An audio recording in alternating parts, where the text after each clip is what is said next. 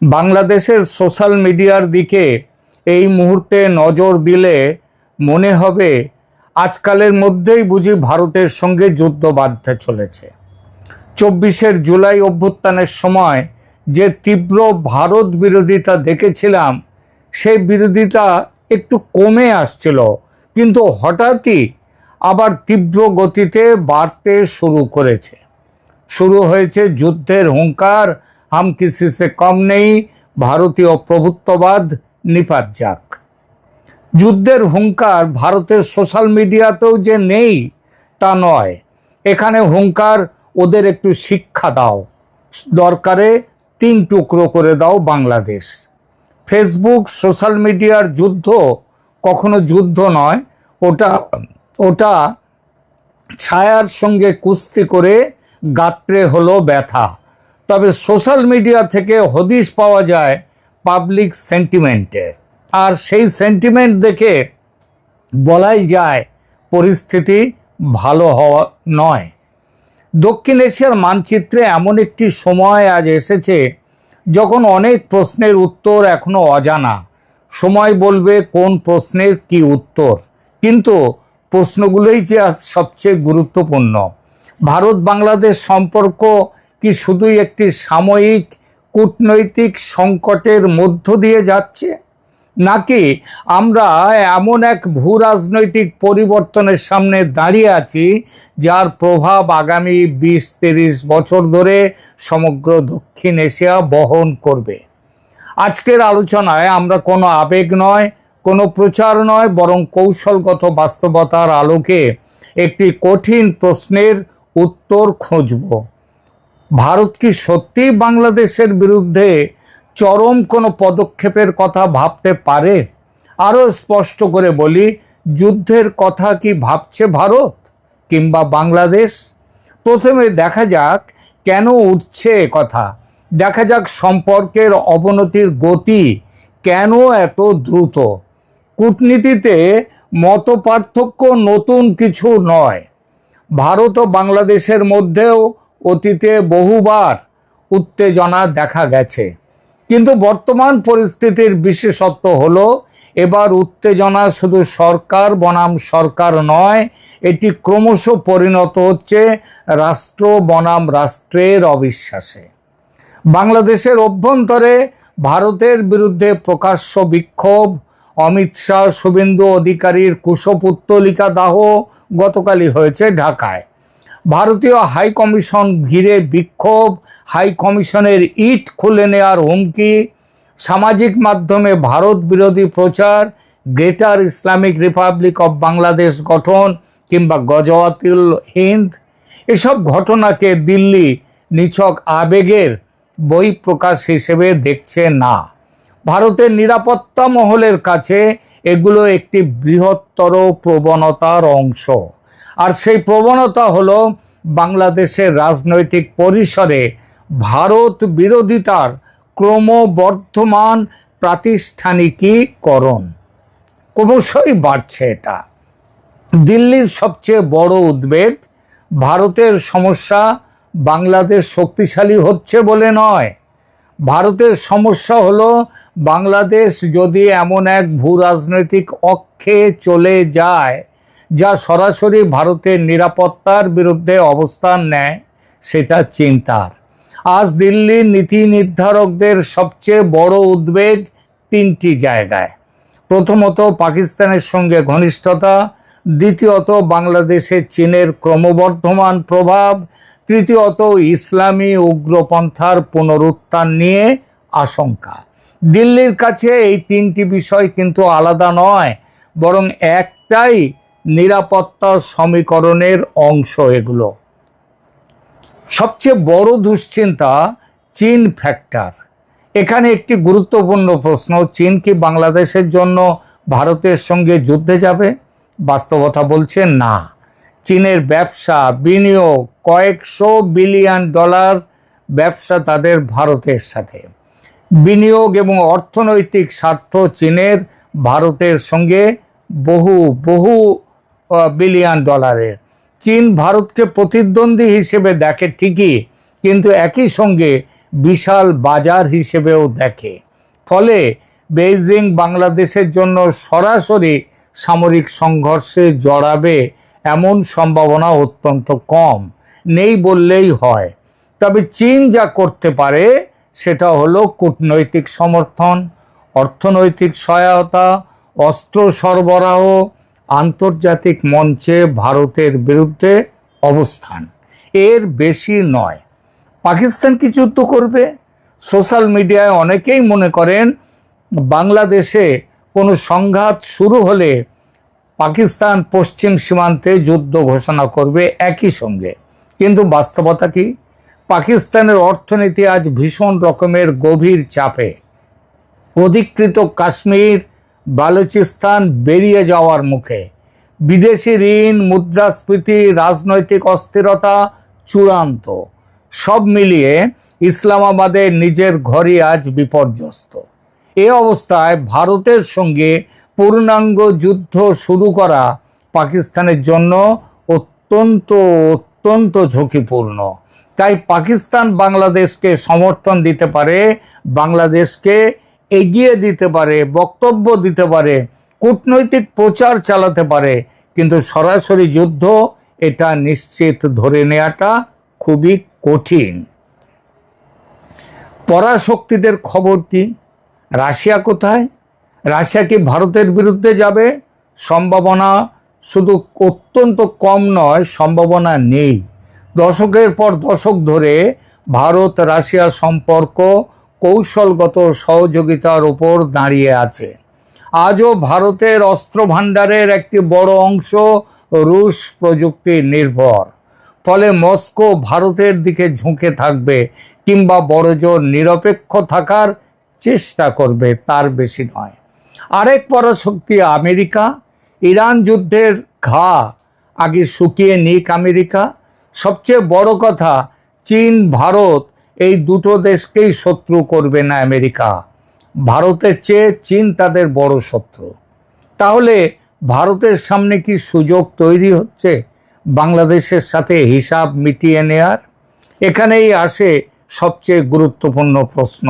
যদি চীন সরাসরি না আসে, পাকিস্তান যদি যুদ্ধে না নামে, রাশিয়া নিরপেক্ষ থাকে, আর আমেরিকা ইরান যুদ্ধের ঘা শুকোতে ব্যস্ত থাকে, তাহলে কি ভারত মনে করতে পারে যে এই মুহূর্তে তার কৌশলগত স্বাধীনতা সবচেয়ে বেশি?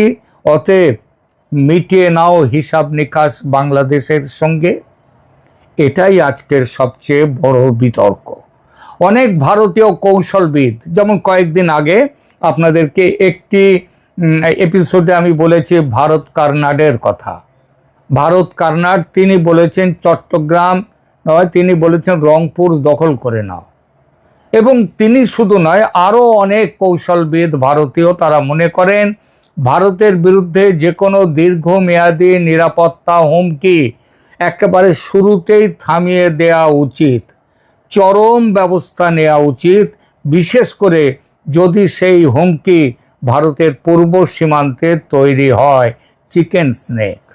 কিন্তু চরম পদক্ষেপ বলতে কি বোঝায়? শুধুই কি যুদ্ধ?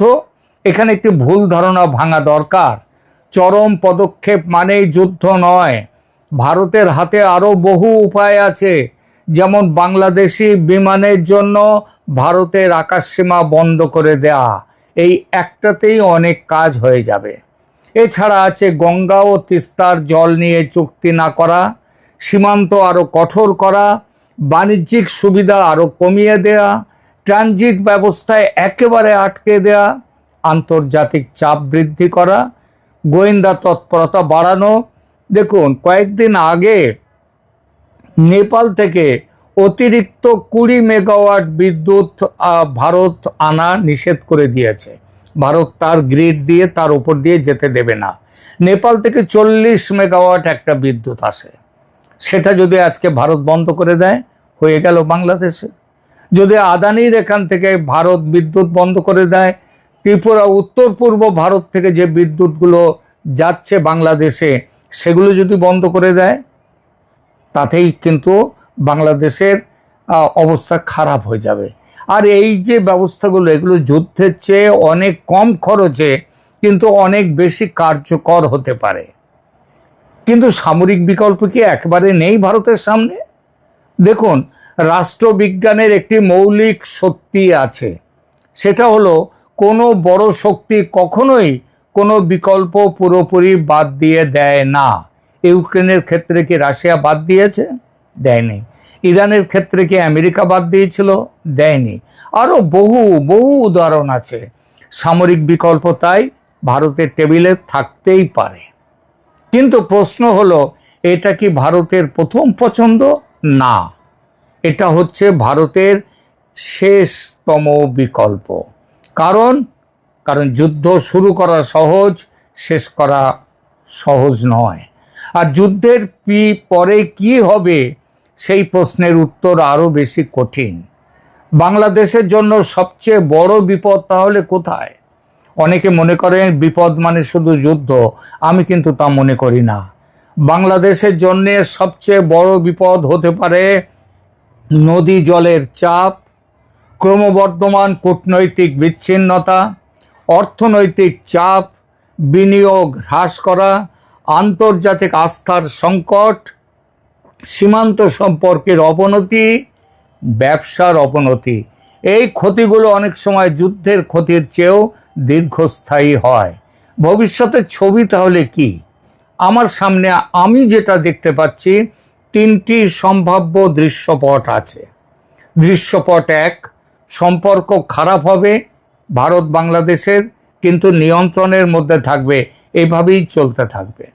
দৃশ্যপট দুই, ভারত ধাপে ধাপে অর্থনৈতিক ও কূটনৈতিক চাপ বাড়াবে, বাংলাদেশ পাল্টা চীন পাকিস্তানের দিকে আরও ঝুঁকবে, আবহাওয়া গরম হবে, হতেই থাকবে। দুই দেশের সম্পর্ক দীর্ঘমেয়াদে শীতলতম হয়ে যাবে। আর দৃশ্যপট তিন, কোনো বড় সীমান্ত ঘটনা বা নিরাপত্তা সংকট হঠাৎ পরিস্থিতিকে বিস্ফোরক করে তুলতে পারে, যেমন এখন চলছে সীমান্তে। এটাই সবচেয়ে সম্ভাব্য, কিন্তু সবচেয়ে বিপজ্জনক। তাহলে শেষমেশ কি দাঁড়ালো? প্রশ্ন এটা নয় যে ভারত বাংলাদেশে যুদ্ধ করবে কি না, প্রশ্ন এটাই যে দুই দেশের মধ্যে যে অবিশ্বাস দ্রুত বাড়ছে তা কোথায় গিয়ে থামবে শেষ পর্যন্ত। ইতিহাস আমাদের শেখায়, যুদ্ধ অনেক সময় বন্দুকের ট্রিগার টানার আগেই শুরু হয়ে যায়, অনেক আগে শুরু হয়ে যায়। প্রথমে ভেঙে যায় বিশ্বাস, তারপর যোগাযোগ, তারপর সহযোগিতা, আর শেষ পর্যন্ত মুখোমুখি দাঁড়িয়ে যায় দুই রাষ্ট্র। দক্ষিণ এশিয়ার এই দুই দেশ, ভারত এবং বাংলাদেশ, কি সেই পথে হাঁটছে, নাকি এখনো ফিরে আসার সুযোগ আছে? এই প্রশ্নের উত্তরই আগামী দশকের ভারত বাংলাদেশ সম্পর্ক নির্ধারণ করবে। বাংলাদেশে নিযুক্ত মার্কিন রাষ্ট্রদূত ব্রেন্ট ক্রিস্টেনসন, তার যে গতিবিধি তা বেশ রহস্যজনক এবং সন্দেহজনক। প্রধানমন্ত্রী তার প্রথম বিদেশ সফর শুরু করছেন মালয়েশিয়ার মধ্য দিয়ে। মালয়েশিয়া থেকে তিনি চীন সফরে যাবেন এবং সেই সফরটি শুরু হচ্ছে রোববার থেকে। কিন্তু শনিবার পররাষ্ট্রমন্ত্রী ডক্টর খলিলুর রহমানের সঙ্গে সাক্ষাৎ করলেন ব্রেন্ট ক্রিস্টেনসেন এবং তার যে বক্তব্য এই সাক্ষাতের কারণ হিসেবে, সেটির মধ্যেই যথেষ্ট গভীর এক রহস্য লুকিয়ে রয়েছে এবং সেখান থেকেই আমাদের মনে নানান ধরনের সন্দেহ জাগছে। এবং তার এই সাক্ষাৎকে কেন্দ্র করে তার নিজের যে বক্তব্য, পররাষ্ট্র উপদেষ্টা হুমায়ুন কবিরের যে বক্তব্য, একই সঙ্গে পররাষ্ট্র মন্ত্রণালয়ের আনুষ্ঠানিক যে বক্তব্য, এই তিন পক্ষের বক্তব্যে অনেক ফারাক, একটার সঙ্গে আর একটা কোনো মিল নেই। আসলে কি কারণে সাক্ষাৎ করেছেন ব্রেন্ট ক্রিস্টেনসন আমাদের পররাষ্ট্রমন্ত্রীর সঙ্গে? এবং সেই তো পররাষ্ট্রমন্ত্রী যেই ডক্টর খলিলুর রহমানকে এখনও বাংলাদেশের 90 থেকে 95% মানুষ তুমুল সন্দেহের চোখে দেখে। সাক্ষাৎ করতে গিয়ে তিনি যেটা জানালেন মার্কিন রাষ্ট্রদূত, যে ফুটবল বিশ্বকাপে যুক্তরাষ্ট্রের পক্ষে বাংলাদেশের সমর্থন চাইতে এসেছেন। এমনকি তিনি সাংবাদিকদের সঙ্গে তিনি যখন কথা বলছেন, তার কথাগুলো ছিল ঠিক এরকম যে গত রাতে অস্ট্রেলিয়ার বিপক্ষে এক দুর্দান্ত জয় পেয়ে বিশ্বকাপ নকআউট পর্বে জায়গা করে নিয়েছে যুক্তরাষ্ট্র। তাই আমি এখানে পররাষ্ট্রমন্ত্রী এবং সব বাংলাদেশিকে অনুরোধ করতে এসেছিলাম যেন তারা সামনের ম্যাচগুলোতে যুক্তরাষ্ট্রকে সমর্থন করেন। কি অদ্ভুত একটা হালকা গোছের কথা! এটি কারো কাছে বিশ্বাসযোগ্য যে যুক্তরাষ্ট্র বিশ্বকাপ ফুটবলে যুক্তরাষ্ট্রের পক্ষে সমর্থন চাইতে তিনি বাংলাদেশের পররাষ্ট্রমন্ত্রীর সঙ্গে আনুষ্ঠানিকভাবে সাক্ষাৎ করেন এবং সাংবাদিকদের কাছে তিনি আবেদন করেন যে সারা দেশের মানুষ যেন যুক্তরাষ্ট্রকে সমর্থন করে এই খেলায়। মানে বিষয়টা কি এরকম যে এই ফুটবল বিশ্বকাপে ভোটাভুটির কোনো প্রয়োজন রয়েছে, এই জন্য বাংলাদেশের ভোটটি তাদের জন্য খুব প্রয়োজন? নিশ্চয় না। এবং তার এই যে কথা, এই কথার মধ্য দিয়ে যে রহস্য এবং সন্দেহের দানা বাঁধছে আমাদের মাঝে, ঠিক একইভাবে কূটনৈতিক মহলে নানান ধরনের আলোচনা শুরু হয়েছে, বিতর্কের সৃষ্টি হয়েছে। কেন, কী কারণে? রোববার যেদিন প্রধানমন্ত্রী তারেক রহমান মালয়েশিয়া সফরে যাচ্ছেন, পাশাপাশি চীনকে সামনে রেখে, ঠিক তার একদিন আগে শনিবার, যে দিনটি আমাদের সাপ্তাহিক ছুটির দিন, সেই ছুটির দিনটিতে পররাষ্ট্রমন্ত্রী ডক্টর খলিলের সঙ্গে মার্কিন রাষ্ট্রদূত বিশেষ এই সাক্ষাৎটি করলেন। এবং শুধু তিনিই নন, প্রথমে বলছিলাম যে আন্তর্জাতিক অঙ্গনে একটি নড়াচড়া শুরু হয়ে গেছে। এই ছুটির দিনটিতেও জাপান এবং যুক্তরাজ্যের রাষ্ট্রদূতেরাও দেখা করেছেন ডক্টর খলিলুর রহমানের সঙ্গে। অতএব বোঝা যাচ্ছে এই চীন সফর প্রধানমন্ত্রীর জন্য একদিকে হতে পারে যথেষ্ট সাফল্যের, অন্যদিকে অনেক ঝুঁকির মধ্যে পড়তে পারে। পাশাপাশি ভারতের বিষয় তো রয়েছেই। এখন আমাদের একটি জিনিস মনে রাখার কথা, বাংলাদেশে নিযুক্ত বর্তমান রাষ্ট্রদূত ব্রেন্ট ক্রিস্টেনসেন যখন বাংলাদেশে এসে যোগও দিতে পারেননি বা যোগ দেননি, তার আগে মার্কিন সিনেটরদের সামনে তিনি যে বক্তব্য দিয়েছিলেন তা ছিল এরকম যে এই অঞ্চলে চীনকে মোকাবেলা করাই হবে তার প্রধান লক্ষ্য। এবং সেই চীন সফরেই কিন্তু যাচ্ছেন আমাদের প্রধানমন্ত্রী। সেই দিক থেকে তার এই বক্তব্য, এই সাক্ষাতের বিষয়টি তুমুল সন্দেহের সৃষ্টি করেছে। তিনি আম খেতে ছুটে যাচ্ছেন রাজশাহীতে, তিনি কাউকে কাউকে রিক্সা উপহার দিতে গিয়ে তিনি নিজে রিক্সা চালাচ্ছেন, বিশ্ববিদ্যালয়ের কোনো কোনো সাধারণ শিক্ষার্থীর বাসায় তিনি ছুটে যাচ্ছেন। কী কাজ করছেন তিনি? এবং এগুলো তো অনেক বেশি প্রশ্নের সৃষ্টি করছে। এদিকে আমাদের মার্কিন যে চুক্তি রয়েছে, আমাদের বলতে ইউনূস সরকার করে গিয়েছিল এবং সেটি কন্টিনিউ করছে বিএনপি সরকার। সেই মার্কিন চুক্তির মাধ্যমে চীনের সাথে বাংলাদেশের যে সম্পর্ক তা তো যথেষ্ট ঝুঁকির মধ্যে ফেলেছে।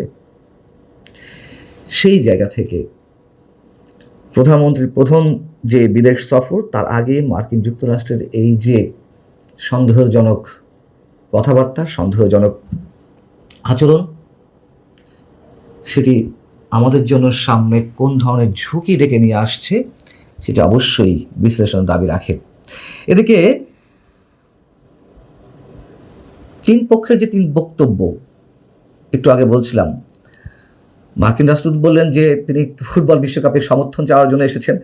আবার আমাদের পররাষ্ট্র বিষয়ক উপদেষ্টা হুমায়ুন কবির তিনি বলছেন যে এটি তার নিয়মিত কূটনৈতিক সাক্ষাৎ শনিবারের ছুটির দিনটিতে কেন স্পেশালি। আবার পররাষ্ট্র মন্ত্রণালয় যেটি জানাচ্ছে যে পারস্পরিক স্বার্থ সংশ্লিষ্ট দ্বিপাক্ষিক বিষয়ে পারস্পরিক বাণিজ্য সহজতর করা, উন্নয়নমূলক সহযোগিতা জোরদার করা এবং পারস্পরিক স্বার্থ সংশ্লিষ্ট ক্ষেত্রে ভবিষ্যৎ সহযোগিতার সম্ভাবনা খুঁজে বের করার মতো বিষয়গুলো নিয়ে দুই পক্ষের মধ্যে আলোচনা হয়েছে। তো এই কথাটাই বললে হতো, মানুষের কাছে তাও বিশ্বাসযোগ্য হতো, তাহলে তার এত প্রশ্ন উঠতো না। এদিকে পররাষ্ট্র উপদেষ্টা হুমায়ুন কবির তিনি সাংবাদিকদের প্রশ্নের জবাবে ভারত সম্পর্কে কি বললেন? সহায়ক পরিবেশের পাশাপাশি প্রয়োজন হলে প্রধানমন্ত্রী তারেক রহমান ভারত সফরে যাবেন। তার মানে কি কথার?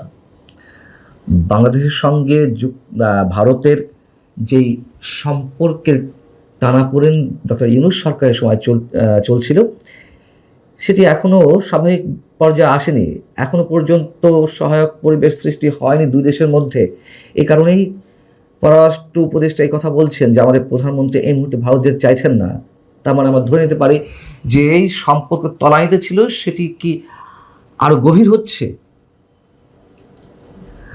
তিনি আরো একটি মন্তব্য করেছেন ওই সময় যে বাংলাদেশ এখন থেকে বিদেশ সফরের সিদ্ধান্ত নিজস্বভাবে নেবে এবং কোন দেশ কখন সফর করা হবে তা সম্পূর্ণভাবে জাতীয় স্বার্থ এবং দ্বিপাক্ষিক প্রয়োজনের উপর নির্ভর করে। খুব স্বাভাবিক, আমাদের সফর, আমাদের প্রধানমন্ত্রী, আমাদের রাষ্ট্রপতি কখন বিদেশে যাবে, কার সঙ্গে সাক্ষাৎ করবে, কার সঙ্গে বৈঠক করবে, এটা তো আমাদেরই বিষয়, এটি বলার কি আছে? তার মানে কি এর আগের আওয়ামী লীগ কিংবা বিএনপির বা সাবেক প্রধানমন্ত্রী খালেদা জিয়া বা সাবেক প্রধানমন্ত্রী শেখ হাসিনা যখন বিদেশ সফরে গিয়েছেন তখন বিশেষ কারো পরামর্শ অনুযায়ী বিদেশ সফরে গেছেন? এটি কোন ধরনের কথাবার্তা? এবং তিনি বলছেন যে জাতীয় স্বার্থ এবং দ্বিপাক্ষিক প্রয়োজনের উপর নির্ভর করে। তার মানে ভারতের সঙ্গে আমাদের এই মুহূর্তে কোনো দ্বিপাক্ষিক সম্পর্ক নেই বা প্রয়োজনীয়তাও তেমন কিছুতে নির্ভর করছে না। এই পররাষ্ট্র উপদেষ্টা হুমায়ুন কবির সম্পর্কে এরই মধ্যে গত 4 মাসে নানান ধরনের আলোচনা, সমালোচনা, বিতর্কের সৃষ্টি হয়েছে। শুধু হুমায়ুন কবির নয়, সরকারের বিভিন্ন দায়িত্বশীল ব্যক্তির ক্ষেত্রে নানান ধরনের প্রশ্ন উঠছেই। ভালো থাকুন সবাই, আল্লাহ হাফেজ।